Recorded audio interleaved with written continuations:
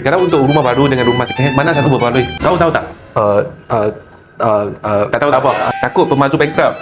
Saya lagi bulan-bulan itu bayar tapi tak dapat rumah pasal pemalsu sudah lari. Ini rumah sudah ready made, itulah. Selalu kita hanya beli subsale saja.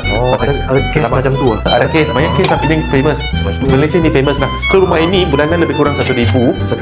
So tengok banyak cantik lah, tak payah. 1,000 tu dalam pulau, Sungai Arah lagi. sewa ke beli? Beli bukan sewa.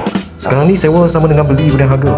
Betul, itulah ramai orang tak perasan lagi. Betul lah. Kalau nasib tunggu tu tak sempat dah. Bilik nombor 3 ini owner sebelum ni dia buat make up lah.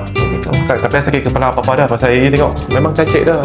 Yang saya dengar ada rumah yang boleh full on. Ni full on ke apa? Ini boleh full on. Boleh lah. Owner nak try, saya lagi bagi you tahu. Okay, barang kan kosongkan lah, dia ambil masalah sedikit lah. So aircon pun owner tinggal. Oh, aircon tinggal. Bilik ini tapi barang itu tak janji lah. You main tengok rumah confirm dulu. Ni master bedroom lah ni. Bos gaji berapa? Gaji saya 1,700.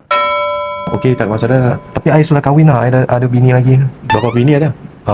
2, 3. Oh, tak apa. Okey, masa ini tak ada masalah lah. Oh, tak ada masalah. Paling berbaloi punya tempat dapur punya area sudah ada buat U-shape. Ada island lagi. Ada island lagi. Ini pun tinggal semua. Betul.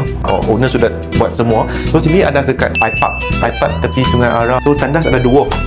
Sudah tukar pintu. Ini satu pintu lebih kurang 600 800 mawar. Lampu semua sudah ada, nyecat balik sudah boleh pakai. Betul, sangkam pun ada satu. Dan view cantik. Tengok terus nampak bukit. So ini memang kuat lah. Parking ada? Ada satu free parking. Siapa cepat dia akan dapat lah. Bulanan 1,000. Harga nak join, owner buka harga 260. So siapa berminat kena cepat-cepat. Siapa cepat dia akan dapat. Okey dah, saya on je lah. Ada bini keempat lagi lah. Okey, jom. Terima kasih. Kita akan buat video sampai kau dapat beli rumah.